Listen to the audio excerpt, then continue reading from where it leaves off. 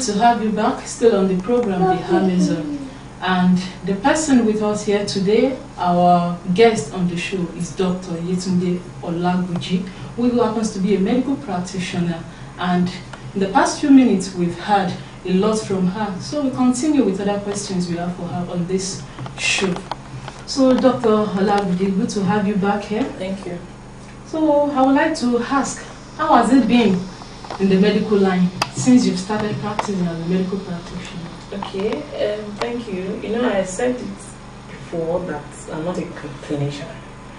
I don't work in a hospital. I don't love working in the hospital. That's just the simple truth. I can only treat, you know, I just can do a form of triage, just treat you, but by the time it's getting to do surgery, do calls, I don't enjoy it. So I would say I've just worked in the hospital for maybe doing my house job. I also worked as a youth corps member. I worked in the community. I worked at the primary healthcare level, and you know, I was all about going for, you know, public health, creating awareness on HIV/AIDS. That was the number one thing. And since then, I don't think I've worked in a hospital except medical outreach in church. And I would say I've enjoyed public health. You know, when you are passionate about something, I can't survive anywhere else. Public health is my food, is my drink. And I would say I've enjoyed it. As a policymaker, because I'm a director of planning at the Primary Healthcare Development Board, I've enjoyed, you know, I've learned a lot. I've taught, you know, with my experience in the ministry, I've been able to gain so many experiences in life and learn about advocacy, policy making, administration, and different things like that. And on a personal note too, I've also been able to reach out in my own small niche. And so I would say that, you know, it's for me, I would say one shouldn't work in something, you shouldn't be engaged in something you're not interested in. I enjoy what I do, and so that's for me. Even if I don't get any direct benefit now, I know that something will come up later. For the passion I have for the adolescents, I don't collect money on it. I've been using my money to just reach out to them because that is what I love. That is what gives me joy. That is what gives me fulfillment. So far, I think I'm doing what I love to do, that I'm interested in, and so I've enjoyed it. I'm glad to know that you've been following your passion strictly, right from the choice of your career and even till now. And that's one thing every other person must consider while choosing a career out there, that you just don't pick a career maybe because it is the one that is thriving now in the society, but passion must be there. That's the ingredient that makes one to be able to perform effectively. So Dr. Olagbuji, I heard that you have a non-governmental organization, NGO, that you run yourself. So what actually moved you into this? What influenced your decision about this NGO? Okay, thank you. You know, I talked about my passion for adolescents. It's still the passion that has been driving me, and so I felt that to reach out to them, I should have a small organization that I can use as a platform to get out to them. And right now there are different segments of that NGO, though not every of the section is fully functional, but with time, I know it's a dream I have, and I know that over time that dream will be fulfilled. But at the moment, I reach out to adolescents on social media. I have a blog, www.bloggingwithyeti.org, where adolescents and even parents, they can visit to learn one or two things about their health, about purpose, about having time management.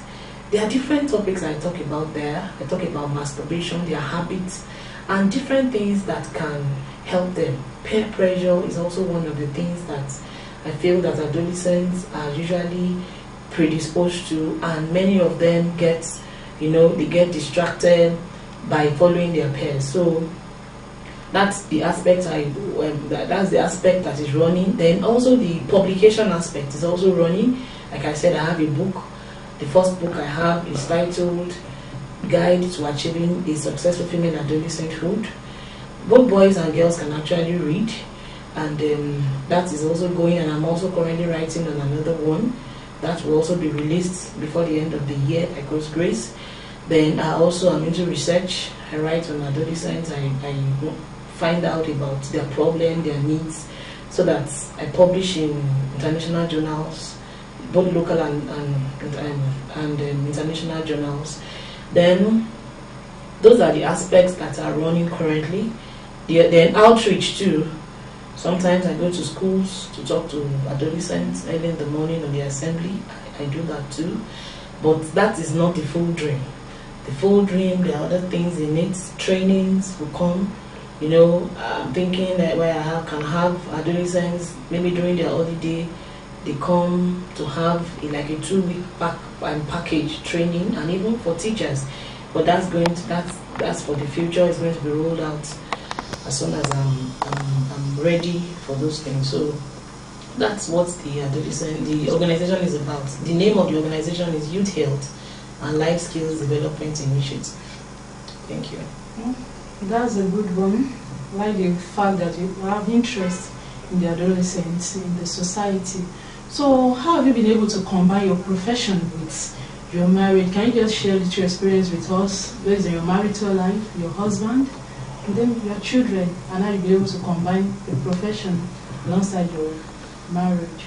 Well, thank you. I'll say that it's been tasking. I thank God for wisdom, because that is really essential. It's only the wisdom of God that one can tap in to actually balance this end. I have just 2 children, and so it's a bit easier for me to manage. Even at that, you know, children will always be children, but at least I thank God they are not. They are the children that they are peace loving. So I would say that. So that's God has really assisted me also in that area. Then my husband is also very understanding. He's also a doctor. He's a consultant, obstetrician and gynecologist.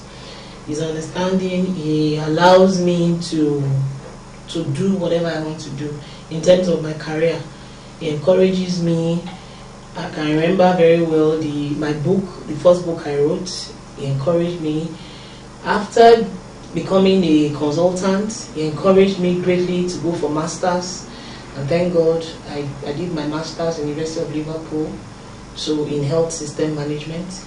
And so, you know, when I'm reading, of course we both read, so he understands that one perfectly. It's like we wake up in the night and we read, and so there's no disturbance, and you know, he understands what I want to do, and he keeps pushing me. If I say I want to travel now, I will still be thinking, how do I go? He will say, go now. I will say, what of this? Don't worry, I will sort it out. So he's really been understanding, and he encourages me a lot. And I think that's one of the reasons why I can be talking. You understand? Because I have peace. There's no problem. Of course, marriage is not as if it's completely free of, you understand, but I have enough peace to concentrate. So that's just what I want to say. Well, that's good. I'm glad to know that you have a very peaceful and a husband who is very, very supportive. So before we go on the program, Dr. Olagbuji, I would like you to leave a word with our parents out there, especially the mothers, in taking care of the adolescent that they have at home. Because most times the mistakes these adolescents they make is due to maybe improper guiding from their parents, or something, or one weakness from the hand of their parents. So what advice do you have for the parents out there, especially the mothers? Thank you. I want to say that parents, particularly mothers, don't be too busy for your children. Take time, be their friends. You don't have to be harsh. Find time, be their friend. Communicate with them. Don't use a top-bottom approach in talking to your children. Let it be bottom-top approach. Listen to them, and because it's only when you listen to them and not be a terror to them that they can confide in you.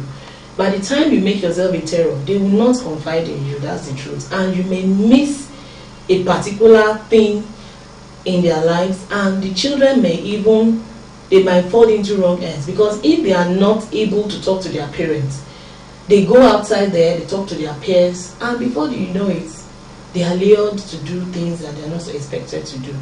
So find time, be your children's friend. And aside from that, don't compare two children. Children, each one is unique. Try to find out their strengths and their weaknesses so that you can maximize and you don't cause rivalry between the children. Because by the time you show that you favor one over the other, then you introduce problem into your family. So I want us to seek the wisdom of God so that God will properly guide us. Thank you very much. Thank you very much, Dr. Yetunde Olagbuji. It's been an amazing time with you here on the show, and I must say that you are indeed a woman of substance. Thank you. And I do hope when there's to call on you for a program like this, you answer us. Thank you very much. I will. All right. Thank you very much, and we appreciate you also. Thank you.